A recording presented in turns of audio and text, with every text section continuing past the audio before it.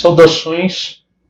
Começamos agora a nossa terceira aula do minicurso Quebrando com o Feudalismo Japonês, Shoen Kokugaryo, o regime de terras do medievo japonês. Hoje, infelizmente, eu tenho medo de fazer graves injustiças, porque teremos que comprimir no espaço de uma aula períodos muito amplos que merecem ser estudados por si só em toda a sua riqueza de detalhes. No entanto, eu cometo essa injustiça por duas razões. Eu estarei comprimindo e suprimindo muitas coisas, parte delas porque não convém ao objetivo geral do curso e elas estão sendo apresentadas aqui apenas como forma de explicar fenômenos, explicar as condições que deram surgimento a fenômenos que serão de fato estudados. E outra parte das coisas que há de ser suprimida aqui vai ser retomada depois a seu tempo com mais detalhes. Eu gostaria de começar então voltando bem longe no tempo para o período Yamato, que aqui a gente pode colocar de 300 da Era Comum a 710. Quando a gente opta por chamar este período de Yamato em vez de Kofun, a gente está fazendo uma escolha, por assim dizer, yamatocêntrica. O que eu quero dizer com isso? Existiam nessa época, do século IV, às vezes metade do século III, na verdade vem num contínuo que se estende já desde o Yayoi, né, o período anterior, mas existiam no arquipélago japonês diversas comunidades e entidades políticas diferentes que foram crescendo. Yamato é uma delas, que fica na região de Kinai. E quando a gente enfatiza Kofun, uma abordagem bastante pautada na arqueologia e na cultura material, referindo-se aos grandes túmulos e tudo mais, a gente também enfatiza que essas outras culturas eram pares de Yamato, estavam em pé de igualdade, mais ou menos. Quando a gente enfatiza Yamato, a gente enfatiza uma certa superioridade de Yamato. Por que então eu decidi escolher chamar de Yamato aqui?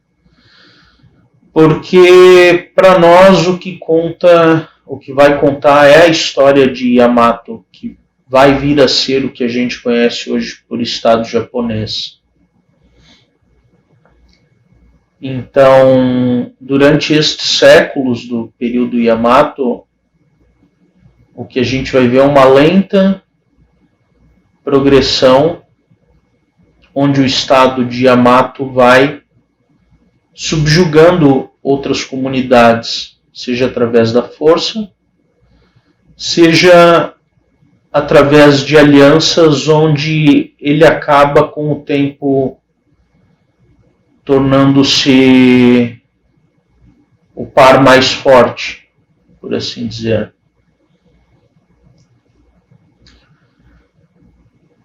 Isso tudo vai culminar no século VI, com a introdução do budismo no Japão, numa aceleração desses processos de centralização e unificação pela entidade política de Yamato. Nessa época, muitas tecnologias das mais diversas, inclusive tecnologias sociais, vão sendo trazidas da Coreia. A gente pode pensar no próprio budismo e no confucionismo, que começa a ter entrada no Japão entre os séculos VI e VII, como tecnologias sociais. E o século VII e VIII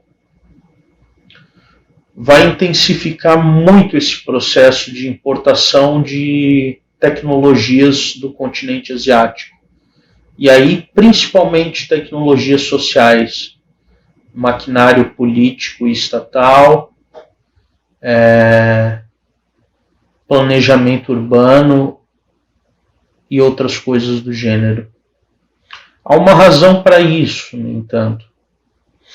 Até então, desde o período Yayoi, os primeiros contatos que os chineses tiveram com os povos do arquipélago japonês, houve um contato ali no fim da dinastia Han, mas Yamato em si só tinha ciência de uma China não unificada.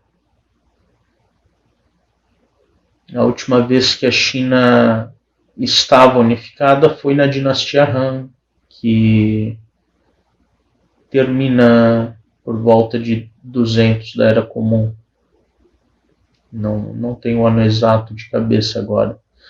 No entanto, em 589, a China é unificada mais uma vez, depois de séculos de desunião, sob a dinastia Sui. E em 618, pois a dinastia Sui tem um reinado um tanto curto, a China é reunificada sob a dinastia Tang, que já tem uma permanência maior. Até então, muito do que o Japão pegava da China vinha, na verdade, por intermédio dos reinos coreanos. Então, no século VII, o Japão pôde, pela primeira vez, ter contato direto com a China e importar essas tecnologias diretamente da China. Esse é o século do famoso Shotoku Taishi, personagem que debate se foi um personagem histórico ou mítico, mitológico. Eu não vou entrar no mérito desse debate agora. O que importa é que em 645 ocorrem as grandes reformas, as reformas Taika, no arquipélago japonês, que trazem uma série de mudanças na estrutura do Japão. Em 660 a 663 começa na Península Coreana uma campanha pelo reino de Shilla para unificar a Coreia, e Tang, o gigante chinês, estava do lado de Shilla, enquanto o Japão acaba ajudando um outro reino, inclusive enviando uma frota em auxílio ao reino de Beide. E Shilla sai vencedora desse processo de unificação e a frota japonesa é esmagada no processo. Isso tudo intensifica ainda mais o ritmo com que o Japão busca se centralizar, porque a partir daí o Japão passa a ter medo real de uma possível invasão de Shilla ou Tang. Em 672, o príncipe Nakanoue, que vira imperador Tenji em 668, e aqui a gente está usando o imperador de um modo bem não qualificado, né? Em 672 ele falece e ocorre uma guerra civil no Japão entre o príncipe Oama, irmão de Tenji, e o filho de Tenji, príncipe Otomo. Oama acaba vencendo e é entronado como imperador Tenmu. Tenmu é o primeiro que podemos confirmar dentre a lista de soberanos japoneses a realmente utilizar o título de Tenno, que é o título que a gente costumeiramente traduz por imperador.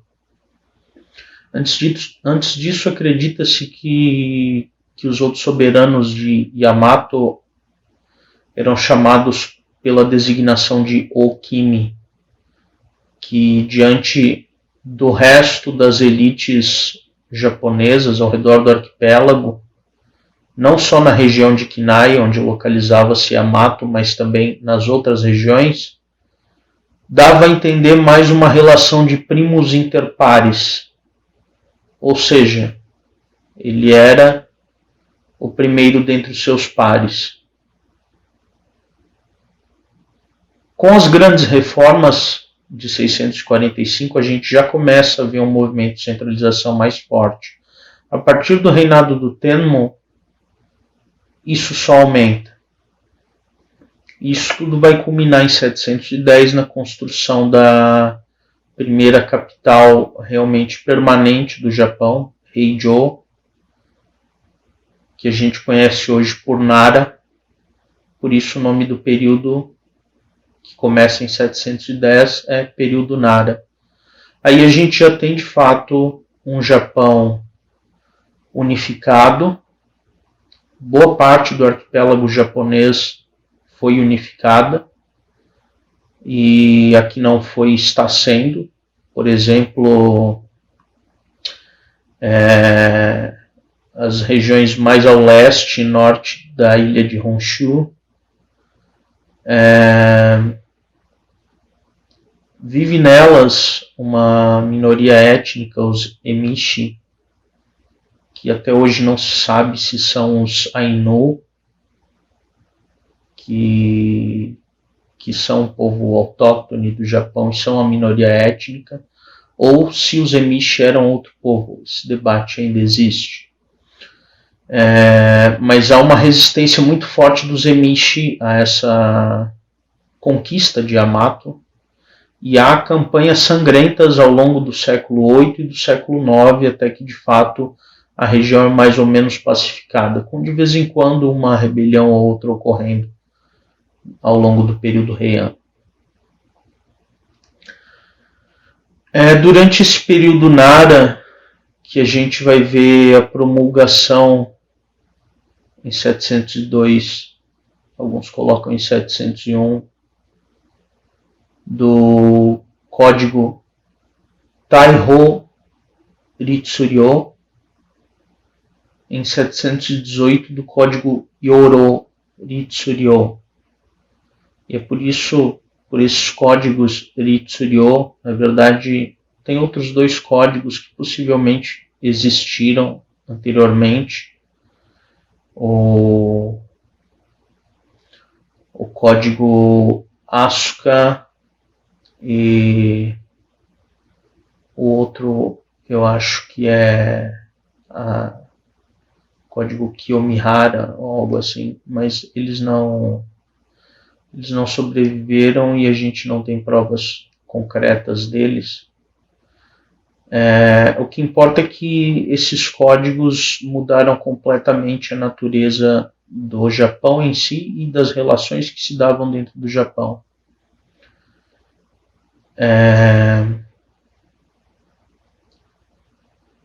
As terras do Japão são reorganizadas, aí fundam-se as províncias do Japão antigo e medieval.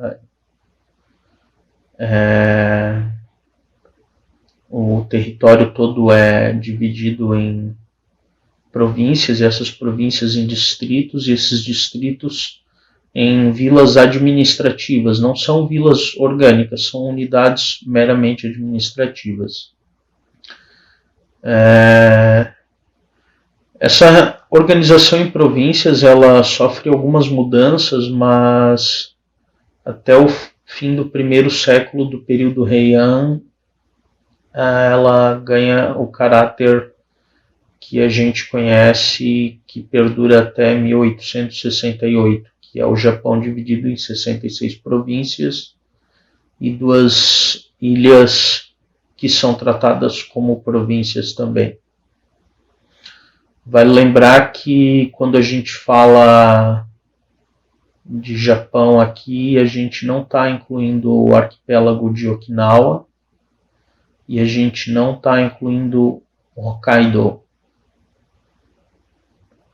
Esses territórios não faziam parte do território que era governado pelo Tenno. Além disso, com a promulgação desses códigos de leis, todas as terras são nacionalizadas, tornadas propriedade do imperador e da corte imperial. É montada uma enorme burocracia estatal, que é sustentada pela tributação dessas terras.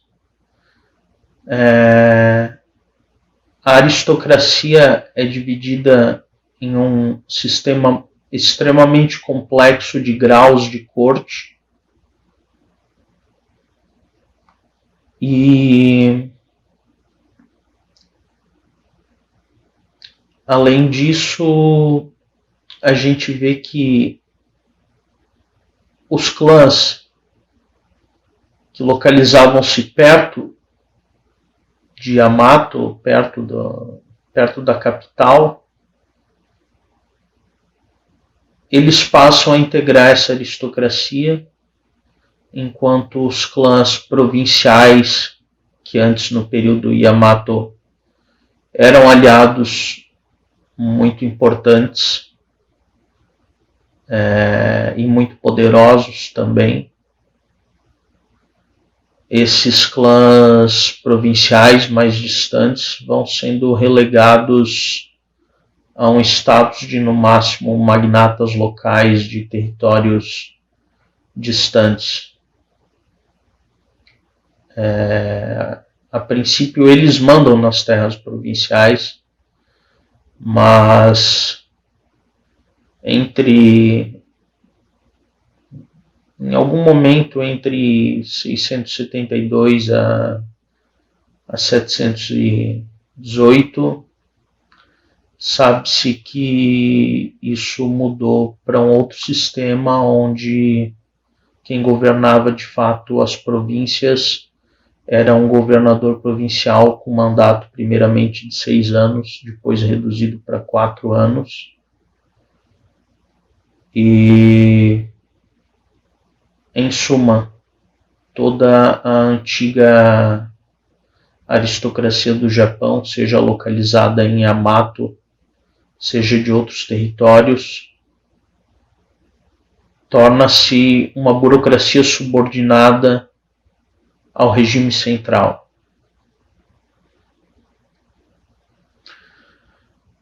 As terras nacionalizadas são distribuídas para toda a população para propósitos de cultivo. E a cada 6 anos é feito um recenseamento, e 2 anos depois desse recenseamento, as terras são redistribuídas. Todos os habitantes acima de 6 anos de idade ganham uma parcela de terra. Homens ganham 2 tan, sendo que um tan equivale a 114 metros quadrados e meio. Então ele ganha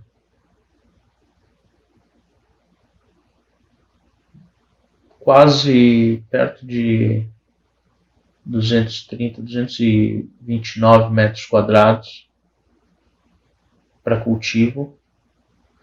As mulheres ganham um pouco menos do que isso, ganham 2/3 dessa quantidade.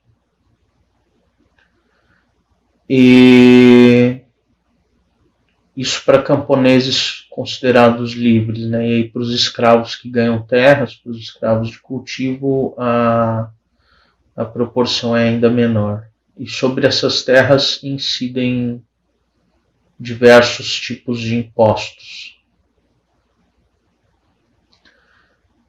O sistema de tributação que é colocado em cima dessas terras distribuídas é pesado e muito complexo, de modo que eu não vou explicar ele aqui. Eu vou explicar nessa aula ainda como ele acaba ficando no século X, que é o que nos cabe compreender. O que importa é que o Japão montou no século VIII um projeto extremamente ambicioso de organização estatal, só que esse projeto foi aos poucos tomando características não esperadas. Antigamente se dizia que o Estado Ritsuryo, a ordem Ritsuryo, essa ordem baseada nesses códigos legais, Ritsuryo seriam as leis penais e administrativas desses códigos. Diziam que o Estado Ritsuryo durou até o fim do período Nara e que no período Heian a gente já veria desgastes. Hoje em dia a historiografia interpreta isso de maneira diferente. Ela interpreta que o que na verdade ocorreu foi que o Japão fez adaptações ao Estado Ritsuryo para mantê-lo funcionando, mesmo que tenha tomado medidas que parecessem contradizê-lo.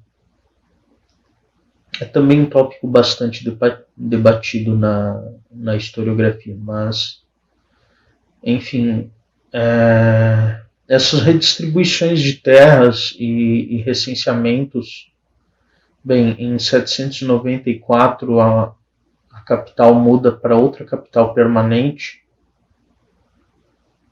que dessa vez torna-se realmente permanente, é a capital de Heian, que a gente conhece pelo nome medieval de Kyoto, que foi capital do Japão até o período Edo e depois disso continuou sendo um centro de imensa importância cultural, é até hoje um centro de grande importância cultural no Japão.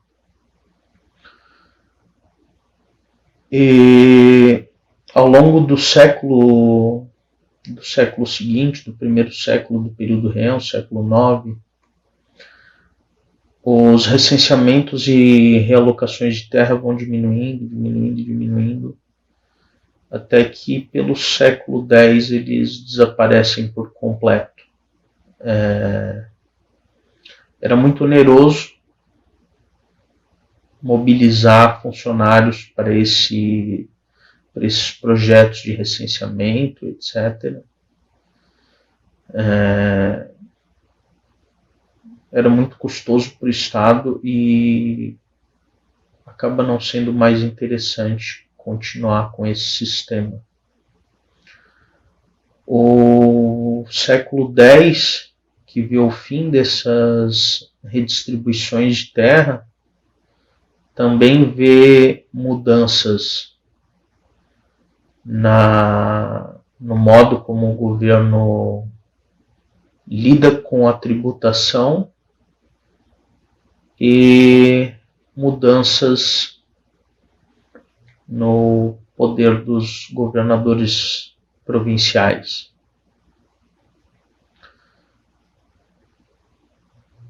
A tributação, como vocês podem ver na imagem que vai ser mostrada no século X,